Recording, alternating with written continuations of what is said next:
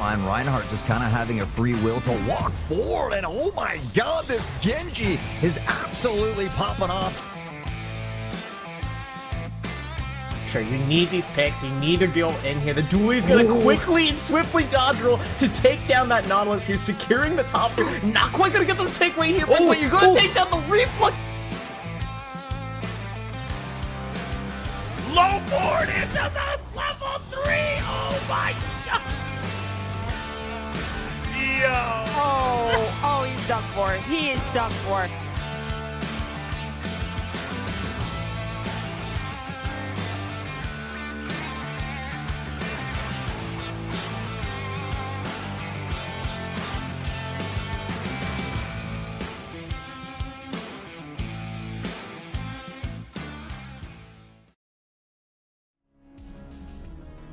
And we are live here with some WSSEA Splatoon 3 semifinals action. We got Lake Stevens against Southridge today. My name is Spicy and I'm joined on the mic by Neptune. How are we doing? I'm doing great. You know, we have been through and through from the start of the season to the end of the season here, and we are coming up to the climax here, and we're just literally almost at the peak of the mountain here with semifinals. Lake Stevens versus Southridge here is going to be quite the matchup, as two of these three teams were tied for first place at the end of the regular season with a 7-1 record, Spicy. Yes, 7-1 records, and this matchup in the regular season went to Game 5, a winner-take-all game pretty early on in the regular season.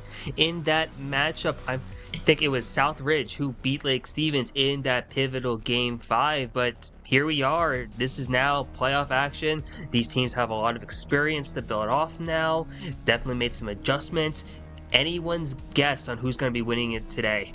Oh yeah, for sure. And a little bit of history here. We got this from the higher ups here. Lake Stevens and Southridge are two of the older, more established teams in WSSEA at this point.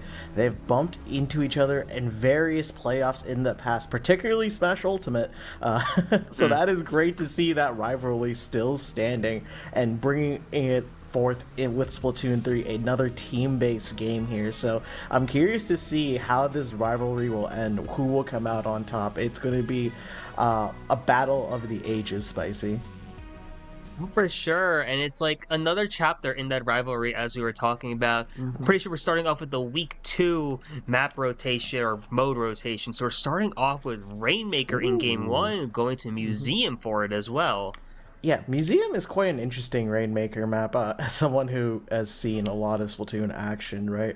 The interesting part about Museum, right, are the spinners, right, both on your platform and the middle of the map right there. And your goal is to get that Rainmaker past these spinners. So you're going to have to get those numbers advantage. You need to get those specials ready and rocking and rolling to get it through here. But are there any particular players that stand out to you today, Spicy, that you want to call out or you keep an eye out for?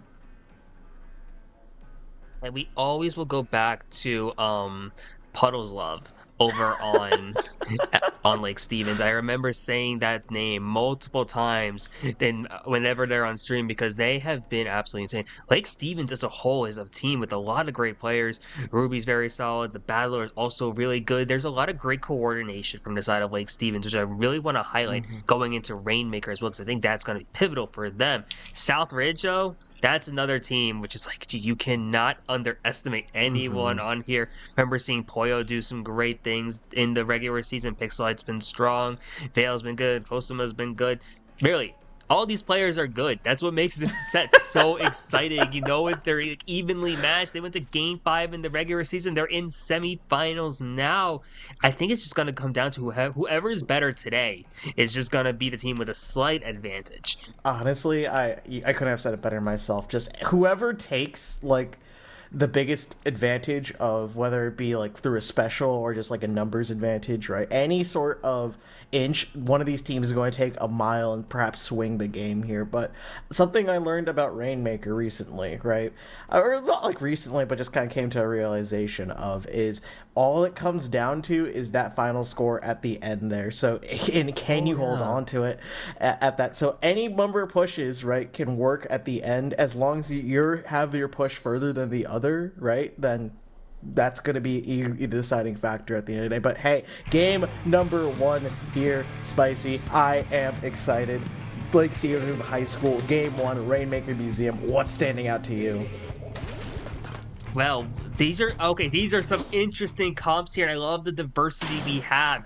I really want to highlight Southridge, who are bringing a comp we saw earlier this week when you have the Hydra Splatling, I believe that is Snail, who's been so good on that this entire season, just has so much control. And in Rainmaker, a mode where it's just dictated by speed. It's so interesting to see a Hydra pull it out here, because what sacrifices in terms of that speed, it makes up for having some great range. But now you're seeing Lake Stevens or Southridge now actually trying to just do what they can here with that tactical, or trying to see what they're going to be able to do now that having that Rainmaker already trying to make a push here, having some specials online too, as they're already making a great push over at this point. Aren't going to be able to break the check. Oh my goodness, breaking the check here, hardly a minute in here. You already see Southridge just looking really strong at this point. They know how to take advantage, they know where to get picks here, and there's just so many moments. Oh, the auto bomb. Wait, was that the auto bomb? Yes, that was an auto bomb coming from Amnesiac here with the Wellspring here. A really solid Rainmaker pick as well. It's not as bulky as the Hydra Splatling, but hey, it has a lot of object damage and just ability to paint around and also throw bombs out and just threaten space here. But now it's going to be Lake Stevens' time to try and push through.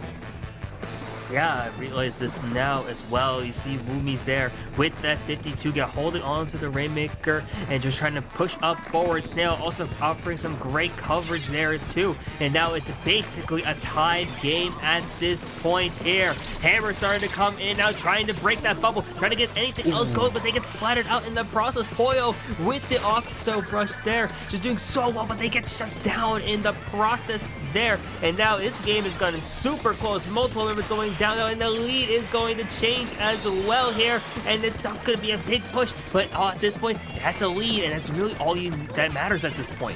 Yeah, exactly. If that is going to be the final mark, which I doubt it will, there's still going to be some scrapping here, but Poyo getting a huge double right there. The cooler is going to be back out here and giving them quick respawns here. They're going to be back in action here. You see the ends up there, like 5 seconds ago, they are already back and trying to trade you out, and that wipeout here is going to stop that Rainmaker from going any further, ending the push at 43. Yeah, and that's a pivotal push there that would have been now. But you see the comeback potential here, actually. Lake Stevens now has an opportunity to take the lead now. You're going to see what they're going to be able to do here. You see the Rainmaker push, and there it's only the Hydra up. That is the only member up now from Southridge. Snail is just trying to stay alive, trying to play some great defense, firing off some extra shots. The order shot's going to be coming out as well, too. And the Hydra gets picked off by the Rainmaker. What an insane play, but the Rainmaker is the only one up alive at this point, and they are going to be shut down in mid. Oh my goodness, Lake Stevens just absolutely just came out swinging really strong real quick.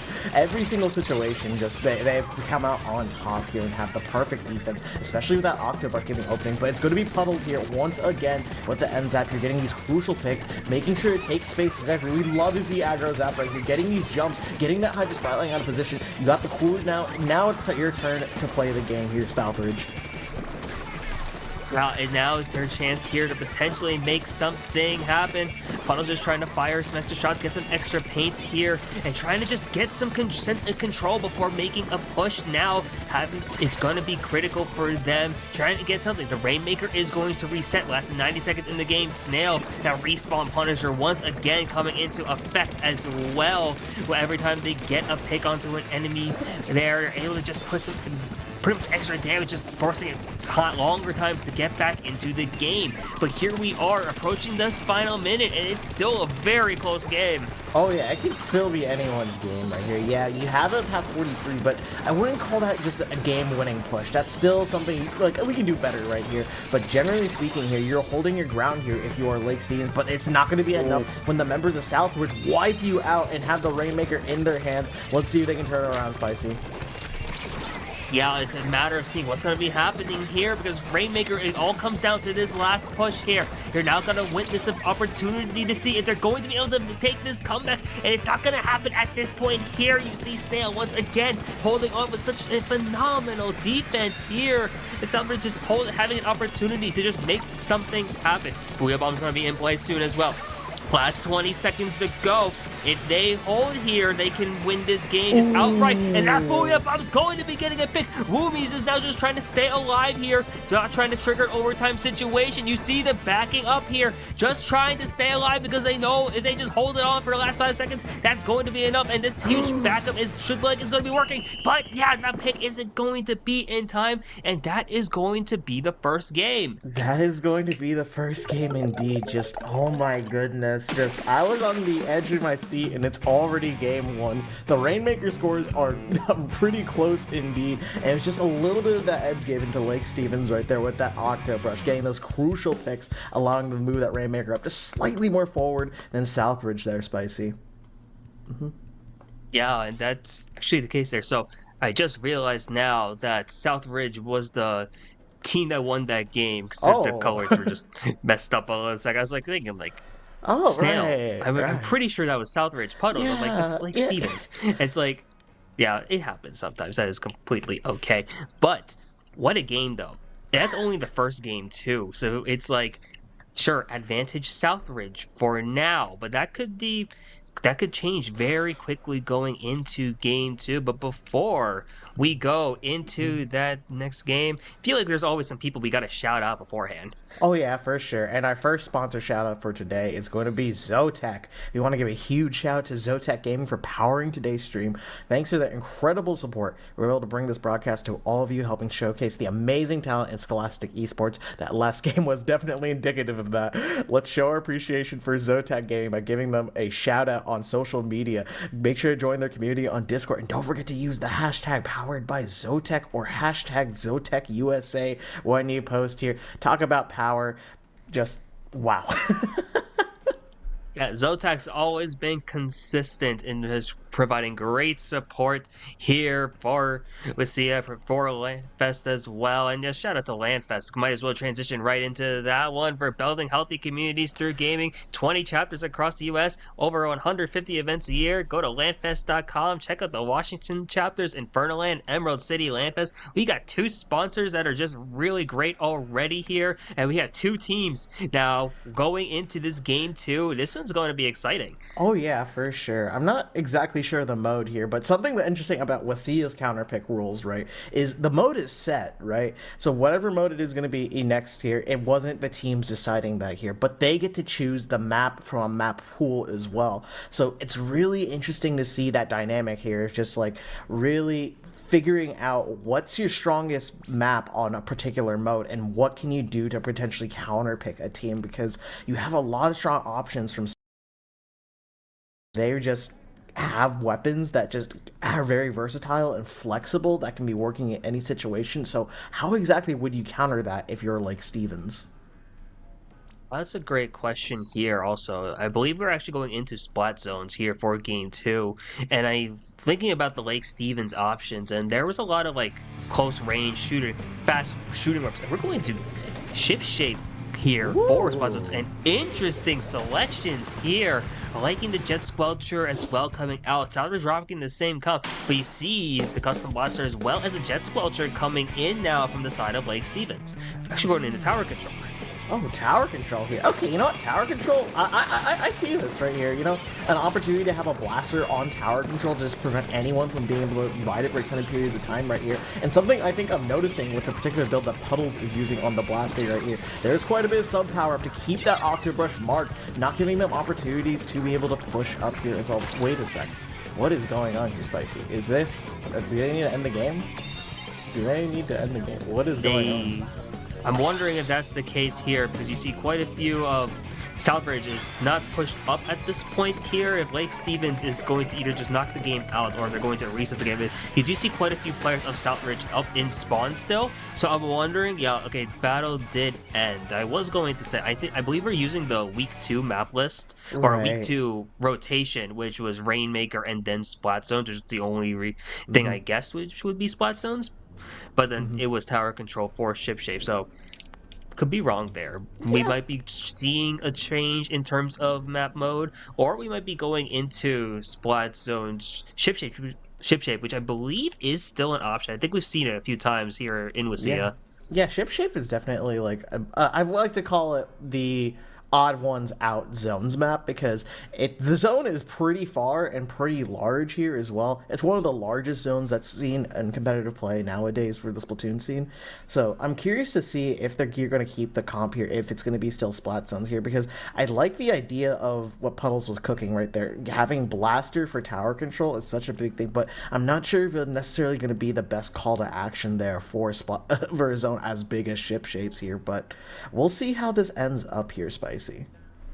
Yeah, I'm wondering the same thing. Like, in terms of weapon selections, you know that Southridge is probably going to be rocking something really similar because they went to the same thing going into what was going to be game 2. Like, Stevens seems to have more pocket options now, which I think can be incredibly interesting, especially because you saw the Jet Squelcher already come out in for tower control, which Ink Vac could be really valuable, really different modes here. You can some great counterplay I feel like they could see there. You could also rock the custom Jet Squelcher, offers that Inkstorm, offers some rain, which could be some great options here. Or maybe they'll see something completely different here and just throw everything up. It's actually going to be Splat Zone's Hagglefish instead now, instead of Ship Shape. So this is interesting. And you see the Arrow Spray also coming out, and I think saw the Sea Jet as well. Okay, you know what? Lake Stevens going to switch it up a little bit here. You know, you have a lot more powerful special. The Booyah Bomb being consistently output by the Arrow Spray. You have Rain from the Jet Sculpture being a consistent threat and range. Pressure right here as well. So let's see how they're going to be able to make this work. Booyah did get recently buffed, so it is a bit bigger and it does expand faster as well. So that is going to be quite interesting here. The first Booyah Bomb going to come up online, but not that Octobrush already takes a member down here, Spicy. Yeah, that Octobrush has been putting in so much work for Southridge. It's been so good, but look at that wipe! What a conversion here for Lake Stevens, playing beautifully off the Booyah Bomb. Again, now pushing up as well, really minimizing the amount of map control that Southridge has. You saw the Trizuka already putting in some great work, and you see that they were able to find the Octobrush there. Just great stuff here from the side of Lake Stevens to open up the game. Especially great opening. The flip was script. Wait, the script was flipped. My goodness, I'm getting my words twisted up here because there's just so much action going on. Another trade for trade, blow for blow. The Booyah Bomb finds another unfortunate soul right now. And it's just going to be Snail alive, waiting for their teammates, hunkering down on their side of the spawn right here. You do get a full charge. You do have a Booyah yourself right here. You just need to be able to outpaint an Arrow Spray, a shot, and a Jet Sculpture. That is a tall order, Spicy. Yeah, and it's looking to be close now. The zone is being closely fought, but that Booyah Bomb coming in clutch. Once again, we're already in the single digits here. It's just Snail there up in the zone. They get taken down, though, and that's going to be game. That went from 100 to 0 fairly quickly, and Lake Stevens is able to equalize the set at 1 apiece. 100, 0 to 100, 100 to 0. That was absolutely beautiful from Lake Stevens right there. The right weapons were selected at the right moment right there, just to be able to keep that zone no matter what was thrown at it, because we did see that Booyah Bomb come out there right on zone, right on cue. Okay, let's start this push right here, and then I'll help support paint right there with the Gal as well as the Octobrush pushing up, but it just wasn't enough. That Octobrush could not move up. They did not have that paint because Lake Stevens was making sure there was no paint to be taken for them.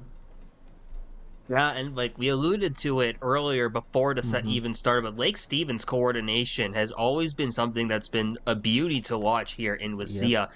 And that like opening play, just to capture that zone, like that's legitimately one of the best plays I've seen this entire season here. And like just great stuff. And you saw how much they were able to like get through, how much they were able to capitalize on that advantage. And like sure, it took we had initially the wrong map and mode selected, but if you're like Stevens, that was like the best thing possible, honestly. Going into Splat Zone is doing exactly what they're able to do. Now that we're going into, I believe, tower control here for game 3, so anyone's guess here for what Southridge might be doing with the counter pick. Yeah, anyone's guess right here, but we do have one more sponsor we do want to shout out here. We want to thank Seattle Built PCs for their continued support of WSSEA. Seattle Built PCs are custom PCs built from the trusted Excuse me, they're PC builders trusted by the pros. There we go. We got to make sure we correct that information right there. They've been building stuff since 2020, and they've created incredible lit rigs for world famous esports players, content creators with millions of fans, and even developers of your favorite games. So Seattle Built wants to work with you to create your perfect PC for your needs whenever you're ready. So if you're looking for custom built PCs by people who care, check out Seattle Built PCs at seattlebuilt.com. Yeah, with holiday season coming up as well, I would imagine like this is a great time to be looking into a PC, whether for yourself or for a loved one friend. So definitely look into Seattle built PCs. If you're up in Washington, think that's have a lot of great options there.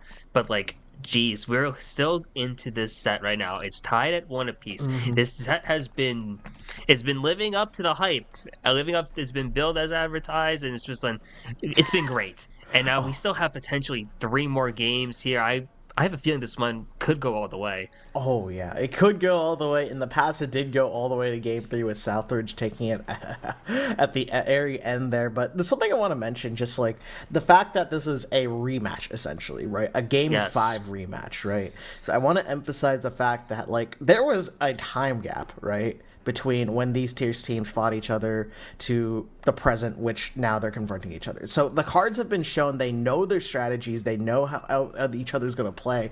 Now it's just a matter of, can we one-up each other, right? You got to find these little small openings that they're giving and just take advantage of that. And we are going to be getting into that game right now. So let's see if a future season development here. But wait a sec. Is this Tower Control Undertow here?